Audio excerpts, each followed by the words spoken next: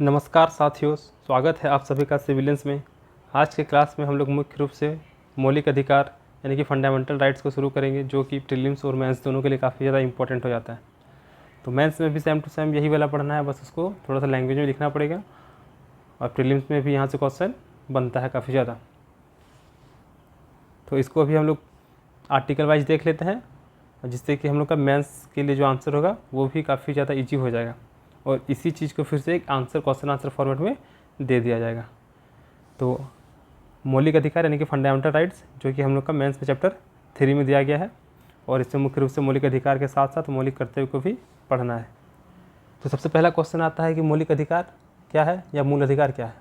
तो मूल अधिकार क्या हो गया कि संविधान में उल्लिखित हुए सभी अधिकार जिससे कि किसी व्यक्ति के सामाजिक, आर्थिक, राजनीतिक और नैतिक विकास के लिए काफ़ी ज़्यादा इंपॉर्टेंट हो जाता है। तो वो सारा अधिकार हम लोग का मौलिक अधिकार कहलाता है। और साथ ही साथ मौलिक अधिकार देश के नागरिकों को सरकार के मनमानी से भी बचाता है, और अगर हमारे मौलिक अधिकार का हनन होता है तो ऐसी स्थिति में हम लोग न्यायालय के शरण में जा सकते हैं। तो भारतीय संविधान में मौलिक अधिकार, इसमें क्या हो गया, तो स्वतंत्रता संघर्ष के दौरान स्वतंत्रता आंदोलन के नेताओं ने इस अधिकार का महत्व समझा था और मांग की थी कि अंग्रेज शासकों को जनता के अधिकार का आदर करना चाहिए।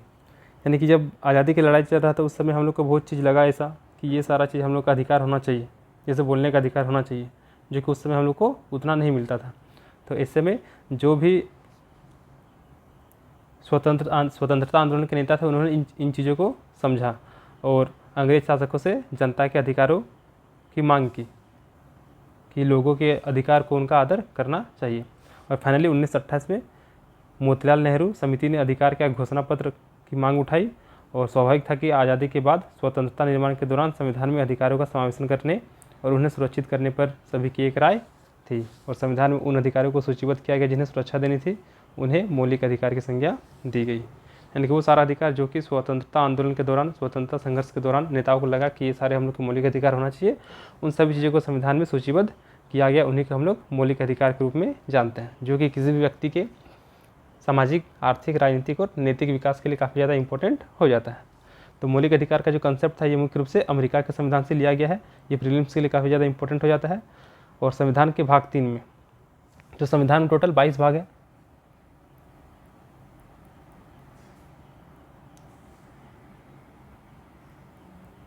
टोटल भाग हो गया हम लोग का 22 हो गया, जिसमें से भाग 1 इसमें संघ एवं राज्य क्षेत्र के बारे में दिया गया।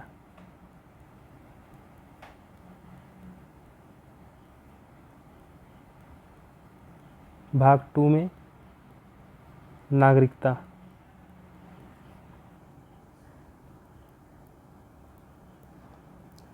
और भाग 3 में हो गया हम लोग का मौलिक अधिकार।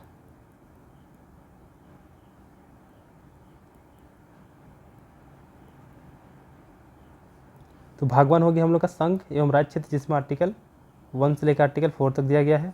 भाग 2 में हम लोग को हो गया नागरिकता, जो कि आर्टिकल 5 से लेकर 11 तक दिया गया है। और भाग 3 हो गया हम लोग का मौलिक अधिकार, जो कि आर्टिकल 12 से लेके 35 तक हो गया। तो चैप्टर 3 यानी कि जो कि मौलिक अधिकार से संबंधित है, ये मुख्य रूप से आर्टिकल 12 से लेके 35 तक में दिया गया है। तो हम लोग इसी भाग 3 को हम लोग पढ़ने वाले हैं। ये हो गया भाग 1, भाग 2 और ये भाग 3। तो मुख्य रूप से भाग 3 को हम लोग अभी डील करेंगे। तो मौलिक अधिकार कहाँ पे मेंशन है, भाग 3 में है। अनुच्छेद कहाँ पे, तो अनुच्छेद 12 से लेके 30 तक में मौलिक अधिकार क्या क्या है उसके बारे में बताया गया, और साथ ही साथ आर्टिकल 32 से लेके आर्टिकल 35 तक मौलिक अधिकारों का वर्णन किया गया। मौलिक अधिकार क्या हो गया, तो व्यक्ति के विकास में सहायक होता है। तो किस प्रकार का विकास, सामाजिक विकास,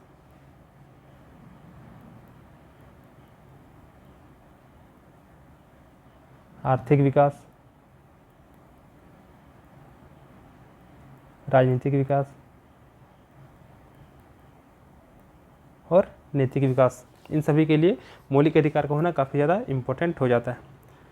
यहाँ पे एक चीज़ है क्या कि आर्टिकल 31 में संपत्ति के अधिकार के बारे में बताया गया, और साथ ही साथ आर्टिकल 19(1) के 4 में भी संपत्ति के अधिकार के बारे में बताया गया। तो आर्टिकल 31 में अर्जित संपत्ति के बारे में बात किया गया, जबकि आर्टिकल 19(1) के 4 में हम लोग का आर्टिकल 31 में पैतृक संपत्ति के बारे में बताया गया, जबकि आर्टिकल 91 के 4 में अर्जित संपत्ति के बारे में बताया गया। तो संपत्ति का अधिकार हम लोग का मौलिक अधिकार था। जब संविधान का निर्माण किया गया था उस समय संपत्ति का अधिकार मौलिक अधिकार था, जो कि आने वाले टाइम पे लोगों के बहुत सारी चीज़ों को फुलफ़िल करने के लिए सरकार के सामने बहुत सारा समस्या आने लगा संपत्ति के अधिकार को लेकर, क्योंकि ये मौलिक अधिकार था तो सरकार ज़बरदस्ती छीन भी नहीं सकती थी। तो ऐसे स्थिति में संपत्ति के अधिकार को 44वां संविधान संशोधन किया गया 1978 में, और इसके द्वारा संपत्ति के अधिकार को मौलिक अधिकार से हटाकर कानूनी अधिकार बना दिया गया तथा आर्टिकल 300 क में रख दिया गया, जो कि भाग 12 में शामिल है। तो ये फैक्ट हम लोग को प्रीलिम्स के नज़रिए से याद रखना होगा कि संपत्ति के अधिकार को 44वां संविधान संशोधन 1978 के माध्यम से मौलिक अधिकार से हटाकर कानूनी अधिकार बना दिया गया और भाग 12 में आर्टिकल 300 क के तहत शामिल कर दिया गया। साथ ही साथ कि अगर किसी व्यक्ति के मौलिक अधिकार का हनन हो रहा है तो वह इससे बचने के लिए न्यायालय की शरण में जा सकता है। अब क्या है कि भाग 3 को भारत का मैग्ना कार्टा कहा जाता है। मैग्ना कार्टा मतलब क्या हो गया, अधिकार का एक घोषणा पत्र। तो इंग्लैंड के जो राजा थे जॉन, उनके द्वारा 1215 में वहाँ के सामंत के द्वारा बहुत सारा अधिकार मांगा गया था। तो उन्हीं सामंत के दबाव में वहाँ के जो शासक थे किंग जॉन, उनके द्वारा एक लिखित पत्र रेडी किया गया था जिनमें उनके सारे अधिकार के बारे में मेंशन किया गया था। तो उन्हीं को मैग्ना कार्टा कहा गया था। तो मूल अधिकार शुरू होता है आर्टिकल 12 से आर्टिकल 35 तक, जिसमें आर्टिकल 12 में राज्य शब्द को परिभाषित किया गया और राज्य के अंतर्गत भारत सरकार, संसद, राज्य सरकार, विधानमंडल ये सभी आ जाते हैं। तो मूल अधिकार की शुरुआत आर्टिकल 12 से शुरू होता है और इसमें यह मुख्य रूप से राज्य से होता है, क्योंकि मूल अधिकार राज्य के विरुद्ध प्राप्त होने वाला अधिकार है। और राज्य के अंतर्गत क्या क्या आ जाएगा, तो भारत सरकार आ जाएगा, संसद, राज्य सरकार और राज्य के विधानमंडल, इसके साथ ही स्थानीय प्राधिकारी जो है जैसे LIC हो गया, ये सब आ जाएंगे। फिर आता है आर्टिकल 13। तो इसमें क्या हो गया कि मूल अधिकारों से असंगत या अल्पीकरण करने वाली विधियाँ। इसका मतलब क्या हो गया कि अगर कोई ऐसा कानून है जो कि संसद के द्वारा बनाया गया है जिससे कि हम लोग के मौलिक अधिकार का हनन होता है, तो ऐसी स्थिति में उसको अल्पीकरण किया जा सकता है या तो उसको ख़त्म किया जा सकता है। तो उसी से संबंधित प्रावधान आर्टिकल 13 में किया गया है। तो आर्टिकल 12 में राज्य हो गया और आर्टिकल 13 में मूल अधिकार को कम करने वाले सभी नियम और कानून को किस प्रकार से अल्पीकरण किया जाएगा उससे संबंधित विधियाँ दिया गया। और इसके मुख्य रूप से 4 खंड है, आर्टिकल 13(1), 13(2), 13(3) और 13(4). तो आर्टिकल 13(1) क्या बोलता है कि यह घोषित करता है कि संविधान के लागू होने के ठीक पहले ही प्रचलित सभी विधियाँ उस मात्रा तक शून्य होगी जिस तक वे भाग 3 के उपबंधों से असंगत है। मतलब क्या हो गया कि संविधान के लागू होने से पहले भी बहुत सारे नियम कानून थे, तो वे सारे नियम कानून जो कि हमारे मौलिक अधिकारों का हनन करता है, तो ऐसी स्थिति वे सभी कानून को शून्य किया जा सकता है, ख़त्म किया जा सकता है। अगर आज़ादी से पहले कोई कानून पूरी तरीके से हमारे मौलिक अधिकार का हनन करता है तो उस कानून को पूरी तरीके से ख़त्म किया जाएगा, लेकिन अगर उसका कुछ अंश अगर हम लोग के अधिकार को हनन करता है तो उसी हिस्से को ख़त्म किया जाएगा। फिर आर्टिकल 13(2) क्या बोलता है कि राज्य कोई ऐसी विधि नहीं बनाएगा जो कि मूल अधिकारों को शून्य करता है, यानी कि आज़ादी के बाद संसद कोई भी ऐसा कानून नहीं बनाएगा जो कि हमारे मौलिक अधिकारों को शून्य करती होगी। आर्टिकल 13(3) में क्या हो गया, तो इसमें विधि के बारे में बताया गया, जैसे कि सभी अध्यादेश, आदेश, उपविधि ये सब आ जाएंगे। आर्टिकल 13(4) में क्या हो गया, तो इसमें अनुच्छेद 13 की कोई बात अनुच्छेद 368 के तहत किए गए संविधान संशोधन पर लागू नहीं होती है। यानी कि अगर आर्टिकल 368 में संविधान संशोधन के बारे में बताया गया तो कोई भी चीज़ में अगर संशोधन हुआ है आर्टिकल 368 के तहत तो उस पर आर्टिकल 13 लागू नहीं होगा। और ये बात 24वां संविधान संशोधन 1971 के द्वारा जोड़ा गया। तो आर्टिकल 13 में क्या हो गया कि मूल अधिकार को अगर कोई अधिकार हनन करता है तो वैसी स्थिति में उसको खत्म किया जाएगा, इससे संबंधित प्रावधान किया गया, जिसमें मुख्य रूप से 4 आर्टिकल आता है। पहला क्या हो गया, आर्टिकल 13(1) कि संविधान के लागू होने से पहले भी बहुत सारे अधिकार थे, तो वे सारे अधिकार अगर हमारे वर्तमान मौलिक अधिकारों को हनन करता है तो उसे शून्य किया जा सकता है। आर्टिकल 13(2) क्या बोलता है कि राज्य कोई भी ऐसा कानून नहीं बनाएगा जिससे कि हम लोग का मौलिक अधिकार का हनन होगा। अब आता है कि संविधान में वर्णित जो भी मूल अधिकार है मुख्य रूप से वो सब आएगा। तो सबसे पहला आता है समानता का अधिकार, जो कि आर्टिकल 14 से लेके 18 तक आता है। फिर आता है स्वतंत्रता का अधिकार, राइट टू फ्रीडम, जो कि आर्टिकल 19 से 22 में आता है। फिर शोषण के विरुद्ध अधिकार, यानी कि राइट टू एक्सपोलिशन, राइट अगेंस्ट एक्सपोलिशन, यह आ जाता है हम लोग का आर्टिकल 23 से 24। फिर धर्म की स्वतंत्रता का अधिकार जो कि आर्टिकल 25 से 28 में आता है। फिर संस्कृति और शिक्षा संबंधी अधिकार 29 से लेकर 30 तक, और संवैधानिक उपचारों का अधिकार जो कि आर्टिकल 32 में मेंशन है। तो ये सारे अधिकार हमारे संविधान में वर्णित हैं। मूल अधिकार की विशेषता क्या हो गया? तो मूल अधिकार क्या है? वाद योग्य है। वाद योग्य मतलब क्या हो गया कि अगर हमारे मौलिक अधिकार का या मूल अधिकार का हनन होता है तो ऐसी स्थिति में हम न्यायालय जा सकते हैं। जबकि हम लोग पढ़ेंगे राज्य के नीति निर्देशक तत्व वो वाद योग्य नहीं होता है कि अगर नीति निर्देशक तत्व का हनन होता है तो हम लोग न्यायालय नहीं जा सकते हैं। जबकि मौलिक अधिकार ऐसा नहीं है, अगर मौलिक अधिकार का हनन होता है तो हम लोग न्यायालय जा सकते हैं, अर्थात मौलिक अधिकार वाद योग्य है। तो इसमें मुख्य रूप से क्या हो गया? समानता का अधिकार जो कि आर्टिकल 14 से 18 तक आता है, जिसमें मुख्य रूप से 5 आर्टिकल है। आर्टिकल 14, 15, 16, 17, 18। फिर स्वतंत्रता का अधिकार जो कि आर्टिकल 19 से 22 तक आता है। तो इससे मुख्य रूप से 4 आर्टिकल 19, 20, 21, 22 और आर्टिकल 23 से 24 जो कि शोषण के विरुद्ध अधिकार, यानी कि इसमें 2 आर्टिकल। फिर धर्म की स्वतंत्रता का अधिकार में आ जाएगा फिर से 25 से लेकर 28 यानी कि 4 आर्टिकल। फिर संस्कृति और शिक्षा संबंधी अधिकार में आर्टिकल 29 से 30 तक यानी कि 2 आर्टिकल। और फिर संवैधानिक उपचार का अधिकार यानी कि कॉन्स्टिट्यूशनल रेमेडीज, इसमें 1 आर्टिकल आ जाएगा। तो सबसे पहले 5 आर्टिकल आएगा, फिर 4, फिर 2, फिर 4, फिर 2 और फाइनली 1 आर्टिकल आएगा। तो इस प्रकार से हम लोग आर्टिकल्स को कवर कर सकते हैं कि 14 से शुरू होगा, 5 आर्टिकल 18 जो कि समानता का अधिकार के बारे में बात करेगा। तो समानता का अधिकार यानी कि राइट टू इक्वलिटी ई हो जाएगा। स्वतंत्रता का अधिकार यानी कि राइट टू फ्रीडम यानी कि एफ। फिर आएगा शोषण के विरुद्ध अधिकार यानी कि राइट अगेंस्ट एक्सपोलिशन, तो एक्सपोलिशन फिर से ई आएगा। और धर्म की स्वतंत्रता का अधिकार यानी कि right to freedom of religion, तो आ जाएगा आर। फिर संस्कृति और शिक्षा संबंधी अधिकार यानी कि कल्चरल एंड एजुकेशनल राइट्स, तो एजुकेशनल ई।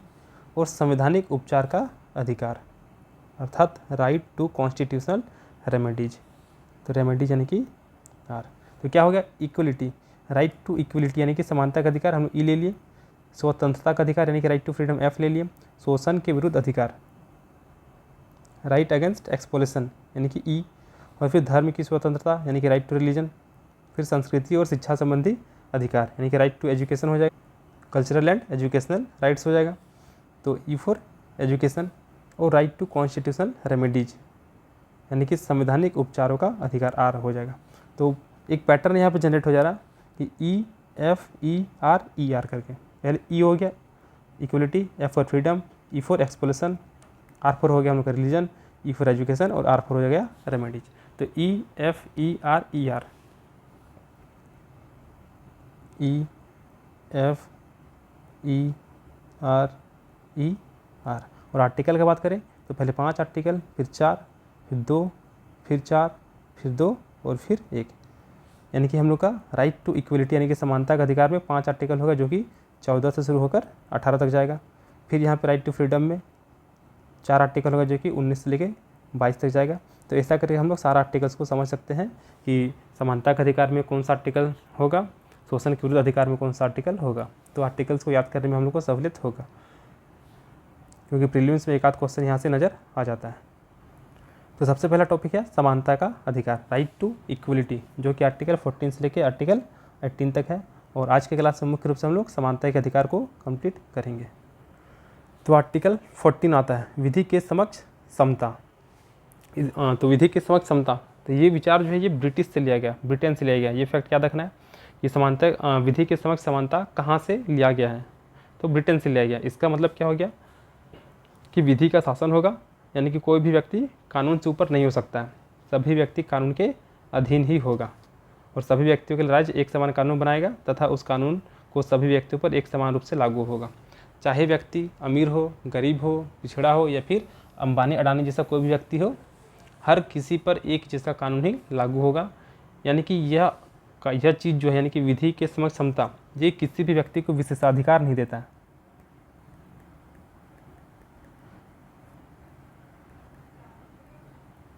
विधि के समक्ष समता ये क्या हो गया कि चाहे अंबानी हो, अडानी हो या फिर कोई गरीब आदमी हो, हर किसी के लिए एक प्रकार का कानून होगा। यानी कि किसी एक व्यक्ति को ये विशेषाधिकार प्राप्त नहीं करवाता है। यानी कि व्यक्ति के संदर्भ में ये क्या हो गया, विधि के समक्ष समता क्या हो गया, नकारात्मक हो गया। जबकि एक और इसमें है क्या, विधियों के समान संरक्षण, और इसको अमेरिका के संविधान से लिया गया। इसमें क्या हो गया कि समान परिस्थिति वाले व्यक्तियों पर समान कानून लागू होगा, यानी कि वे सारे व्यक्ति जिनकी परिस्थिति समान है उन पर समान कानून लागू होगा। लेकिन अगर कोई व्यक्ति जिनका परिस्थिति अन्य व्यक्ति की जैसा नहीं है तो उन पर अलग कानून भी हम लोग बना सकते हैं। जैसे कि अंबानी की बात करते हैं तो काफ़ी ज़्यादा अमीर है, उनको किसी भी चीज़ की आवश्यकता नहीं है। लेकिन अगर एक पिछड़े वर्ग का बात करेंगे तो उनको बहुत सारी चीज़ों की आवश्यकता होती है, तो हम लोग उनको आगे लाने के लिए, पिछड़े वर्ग को आगे लाने के लिए उनके हित के लिए अलग कानून बना सकते हैं। तो वही क्या बात करता है, विधियों का समान संरक्षण। तो इसमें जो पिछड़ा वर्ग है उसके लिए हम लोग अलग कानून बनाएंगे, यानी कि समान व्यक्ति के लिए समान कानून होगा तो असमान व्यक्ति के लिए असमान कानून होगा। तो समान परिस्थिति वाले व्यक्ति पर समान कानून, यानी कि समान व्यक्ति के लिए समान कानून, तो असमान व्यक्ति के लिए असमान कानून होगा।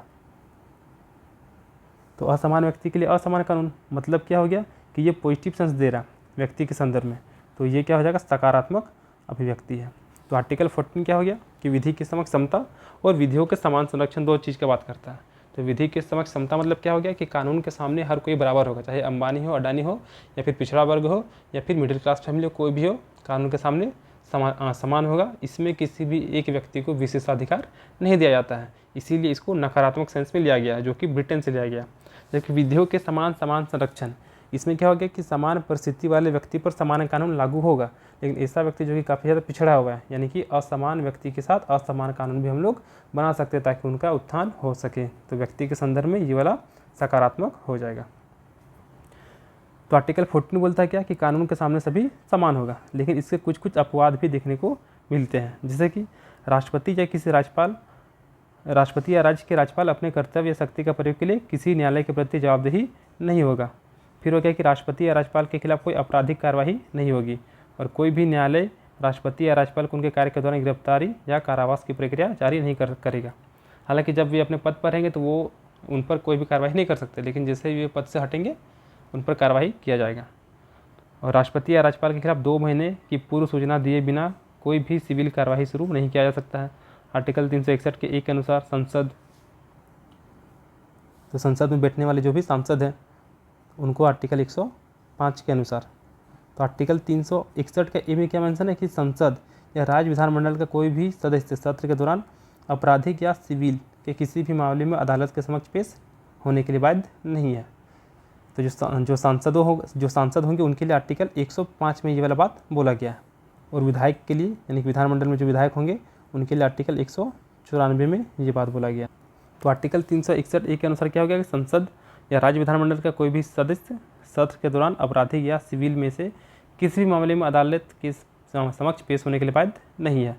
और आर्टिकल 105 जिसमें सांसदों, और आर्टिकल 194 जिसमें विधायकों के लिए विशेषाधिकार प्राप्त है। और इसी के साथ आर्टिकल 361 इसके तहत मीडिया को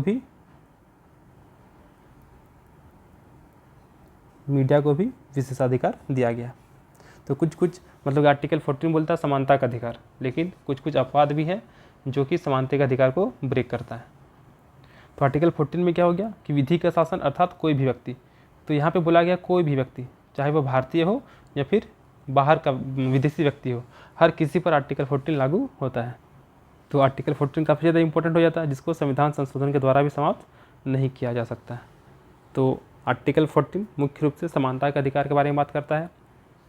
फिर आता है आर्टिकल 15। तो आर्टिकल 15 में धर्म, मूलवंश, जाति, लिंग या जन्मस्थान, क्या हो गया, धर्म, मूलवंश, जाति, लिंग या जन्मस्थान, तो इन 5 चीज़ के आधार पर किसी भी व्यक्ति के साथ भेदभाव नहीं किया जा सकता है।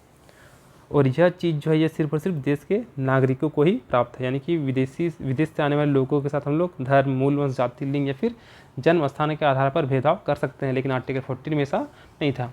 तो आर्टिकल 15 में मुख्य रूप से जाति, धर्म, लिंग, मूलवंश या जन्म स्थान, इन्हीं के आधार पर हम लोग भेदभाव नहीं कर सकते हैं, जिसका मुख्य उद्देश्य क्या हो गया कि सामाजिक समानता का स्थापना करना है। और आर्टिकल 15 में भी मुख्य रूप से 6 खंड में विभाजित किया गया है। आर्टिकल 15(1), 15(2), 15(3) ऐसा करके आर्टिकल 15(6) तक जाता है। तो आर्टिकल 51 में क्या हो गया कि राज्य मतलब क्या हो गया यहाँ पे देश। तो किसी भी नागरिक के विरुद्ध केवल धर्म, मूल वंश, जाति, लिंग या जन्मस्थान के आधार पर भेदभाव नहीं कर सकता है।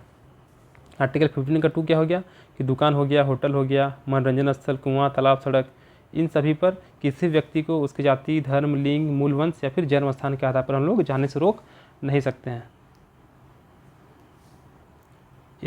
ऐसा करने के पीछे का मुख्य उद्देश्य क्या है कि जो समाज में व्याप्त कुरीतियाँ हैं उनको समाप्त करना। तो आर्टिकल 51 में क्या बोलता है कि जाति, धर्म, लिंग, मूल वंश और जन्म स्थान के आधार पर भेदभाव नहीं कर सकते हैं।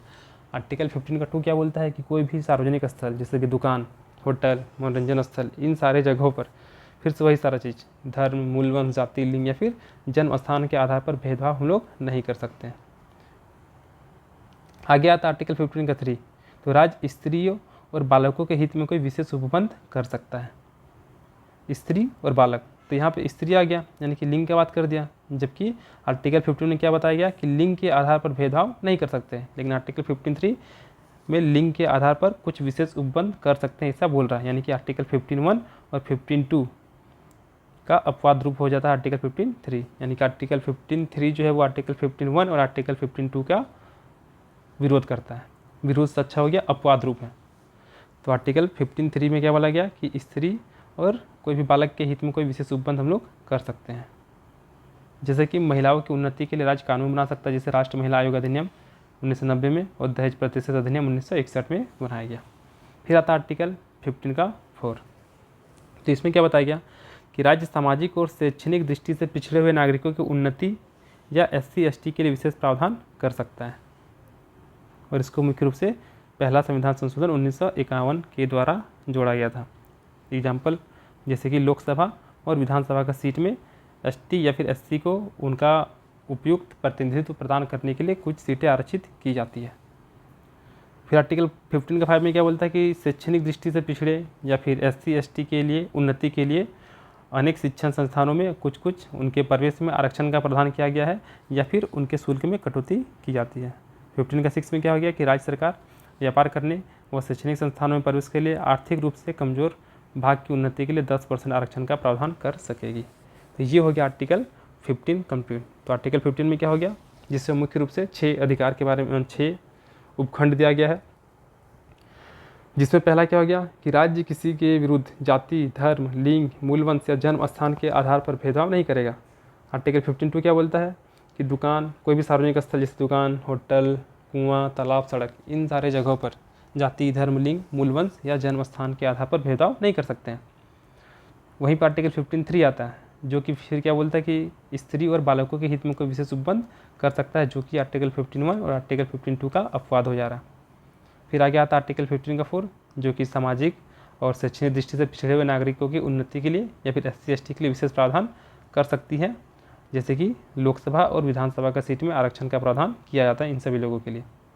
आर्टिकल 15 का 5 में क्या हो गया कि सामाजिक और शैक्षणिक दृष्टि से जो भी पिछड़े हैं, ये जो चाहे SC हो या फिर ST हो, तो उनकी उन्नति के लिए शैक्षणिक संस्थानों में कानून बनाकर कुछ विशेष प्रावधान कर सकते हैं, जैसे कि उनके प्रवेश में आरक्षण और फिर शुल्क में कटौती किया जाएगा। तो ये हो गया हम लोग का मुख्य रूप से आर्टिकल 15 हो गया। तो समानता का अधिकार में आर्टिकल 14 से लेकर 18 तक है, जिसमें से आर्टिकल 14 हो गया, आर्टिकल 15 हो गया। अब आता आर्टिकल 16 आता है कि लोक नियोजन के अवसर में समानता, ये अधिकार केवल नागरिकों को प्राप्त है। यानी कि जो भी लोक नियोजन होगा, तो आर्टिकल 16 के अनुसार क्या हो गया कि लोक नियोजन में अवसर की समानता, यानी कि सभी नागरिकों को सरकारी नौकरी पाने के लिए समान अवसर मिलना चाहिए। और इस अनुच्छेद के मुताबिक क्या हो गया कि किसी भी नागरिक को धर्म, मूल वंश, जाति, लिंग, जन्मस्थान, निवास स्थान या फिर वंश क्रम के आधार पर भेदभाव नहीं किया जाएगा। तो आर्टिकल 16 का 1 में क्या हो गया कि राज्य किसी अधीनस्थ पद पर नियुक्ति के संबंध में सभी नागरिकों को समान अवसर प्राप्त होंगे। यानी कि जो भी नागरिक उनको किसी भी सरकारी पद पर नियुक्त होने के लिए समान अवसर मिलेगा। 16 का 2 में क्या हो गया कि राज्य के अधीन नियोजन या पद के संबंध में केवल मूल वंश, जाति, धर्म, जाति, लिंग, वंशक्रम या जन्म स्थान या निवास स्थान के आधार पर अपात्र नहीं किया जाएगा। यानी कि इनके आधार पर हम लोग भेदभाव नहीं कर सकते। हालांकि भाषा या फिर शारीरिक योग्यता और शैक्षणिक योग्यता और तकनीकी योग्यता के आधार पर हम लोग भेदभाव कर सकते हैं। फिर आर्टिकल 16 का 3 में क्या है कि संसद कोई भी कानून बनाकर लोक नियोजन के मामले में किसी राज्य या फिर संघ राज्य क्षेत्र में निवास संबंधी शर्तें लागू कर सकती है। तो आर्टिकल 16(2) क्या बोलता है कि किसी भी व्यक्ति के साथ जाति, धर्म, लिंग ये सब के आधार पर भेदभाव नहीं कर सकते हैं। लेकिन वहीं आर्टिकल 16(3) में क्या बताया गया कि संसद कोई भी कानून बनाकर कोई भी राज्य, जैसे झारखंड राज्य हो गया या फिर संघ राज्य क्षेत्र, यहाँ पर निवास संबंधी शर्तें लागू कर सकती है।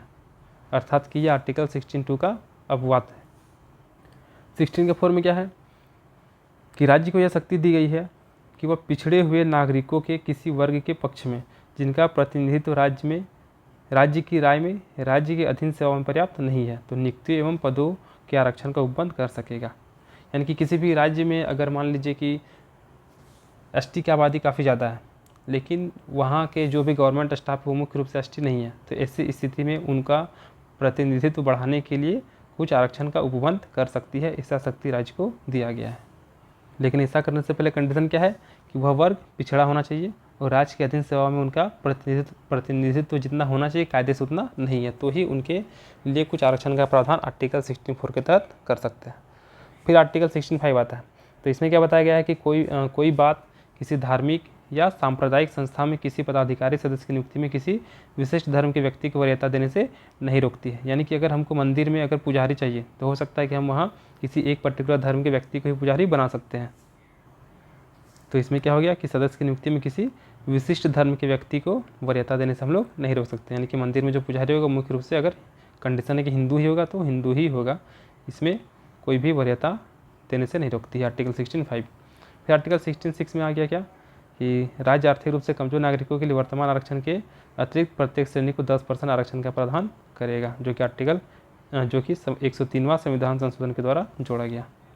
अगला है हम लोग का आर्टिकल 17, अस्पृश्यता का अंत।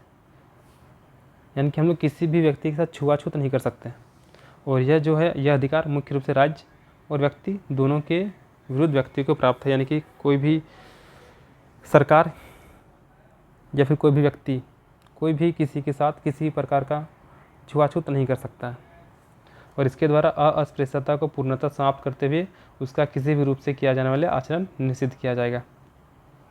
और अस्पृश्यता के आधार पर कोई कानून कोई अयोग्यता को लागू करना दंडनीय अपराध होगा। और आर्टिकल 35 के अंतर्गत संसद को अस्पृश्यता के संबंध में कानून बनाने का अधिकार दिया गया है।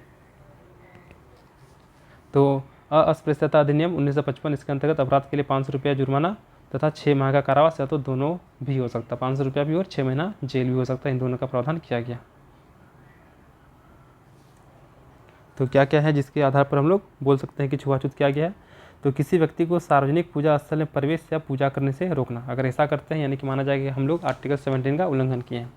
कोई भी दुकान, होटल या फिर सार्वजनिक मनोरंजन स्थल में प्रवेश से रोकना, या फिर अस्पतालों, शैक्षणिक संस्थानों या हॉस्टल में सार्वजनिक हित के लिए प्रवेश से रोकना, प्रत्यक्ष या अप्रत्यक्ष रूप से अस्पृश्यता को मानना या किसी व्यक्ति या सामान बिक्री या सेवा देने से रोकना। तो अगर ये सारा चीज़ हम लोग करते हैं तो ऐसी स्थिति में माना जाएगा कि आर्टिकल 17 का उल्लंघन हुआ है। अब आता है आर्टिकल 18, जो कि है क्या, उपाधियों का अंत। तो इसमें मुख्य रूप से 4 प्रावधान किए गए हैं। आर्टिकल 18 का 1, इसमें क्या है कि राज्य सेना तथा विद्या संबंधी सम्मान के अलावा कोई उपाधि प्रदान नहीं करेगा। यानी कि सिर्फ 2 फील्ड में, एक सेना वाले क्षेत्र में और एक विद्या के क्षेत्र में। जिससे अगर हम लोग PhD करते हैं तो हम लोग को डॉक्टरेट का डिग्री मिल जाता है, तो हम लोग अपने नाम का के डॉक्टर लगा लेते हैं, तो वैसा हम लोग कर सकते हैं। तो 2 चीज़, एक सेना हो गया और एक विद्या संबंधी हो गया। इसके अलावा कोई भी जैसे कि महाराजा धीराज करके अगर हम अपना टाइटल लगा लेंगे तो वो चीज़ हम नहीं कर सकते हैं। आर्टिकल 18 का 2 में क्या हो गया कि भारत का कोई नागरिक किसी विदेशी राज्य से कोई उपाधि ग्रहण नहीं करेगा। यानी कि अगर हम इंडियन है तो हमको अगर अमेरिका गवर्नमेंट को उपाधि देता है तो हम उपाधि धारण नहीं कर सकते हैं। फिर आर्टिकल 18 का 3 के अनुसार क्या हो गया कि विदेशी व्यक्ति जो भारत में कोई लाभ या विश्वास के पद पर हो तो वह राष्ट्रपति की सहमति के बिना उपाधि स्वीकार नहीं कर सकता। तो कोई भी विदेशी व्यक्ति अगर भारत में काम कर रहा है, चाहे वो लाभ के पद पर हो या फिर विश्वास के पद पर, तो राष्ट्रपति की अनुमति के बिना वे कोई भी उपाधि धारण नहीं कर सकते हैं। और आर्टिकल 18 का 4, इसमें क्या है कि राज्य के अधीन लाभ का पद धारण करने वाला कोई व्यक्ति किसी विदेशी राज्य से कोई भेंट, उपाधि या पद राष्ट्रपति की सहमति के बिना स्वीकार नहीं करेगा। तो ये सारा चीज़ हो गया हम लोग का उपाधियों का अंत संबंधित जो भी प्रावधान है आर्टिकल 18 में वो। तो आर्टिकल 14 से लेकर आर्टिकल 18 तक ये हम लोग को क्या देता है, समानता का अधिकार। तो आर्टिकल 14 में क्या है, समानता का विधि के समक्ष समान। यानी कानून के सामने हर कोई समान होगा, चाहे वो कोई भी क्यों ना हो। आर्टिकल 15 क्या बोलता है कि जाति, धर्म, लिंग, मूल, वंश ये सब के आधार पर भेदभाव नहीं कर सकते हैं। आर्टिकल 16 में क्या है कि लोक नियोजन में सभी को समान अवसर मिलेगा। आर्टिकल 17 अस्पृश्यता का अंत की बात करता है और आर्टिकल 18 उपाधियों के अंत के बारे में बात करता है। तो इस प्रकार से हम लोग का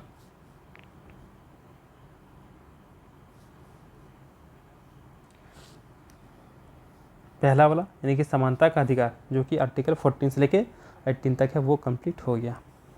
अब अगले वीडियो में हम लोग बाकी सारों को ट्राई करेंगे कंप्लीट करने का, और यही सारा चीज़ मेंस के आंसर राइटिंग में सेम टू सेम लिखना पड़ेगा, क्योंकि सिलेबस में मेंशन ही है मौलिक अधिकार, तो मौलिक अधिकार में यही सारा चीज़ को लिखेंगे। अगर सारा आर्टिकल्स को मेंशन करेंगे तो और अच्छी बात है, अगर उन सारे आर्टिकल्स को मेंशन करने की वजह से बहुत ज़्यादा लेंदी हो जाएगा क्वेश्चन, तो हम लोग हर एक आर्टिकल को एक्सप्लेन ना करके मुख्य मुख्य जैसे आर्टिकल 14 बता देंगे, 15, 16, 17 ऐसा करके हम लोग डील करेंगे। तो उसके लिए भी सारा एक क्वेश्चन आंसर टाइप में दे दिया जाएगा और इसका PDF ग्रुप में डाल दिया जाएगा। और PDF से संबंधित कोई भी इंक्वायरी करना है तो आप इस नंबर पे कांटेक्ट कर सकते हैं। तो मिलते हैं अगले वीडियो के साथ, तब तक के लिए धन्यवाद।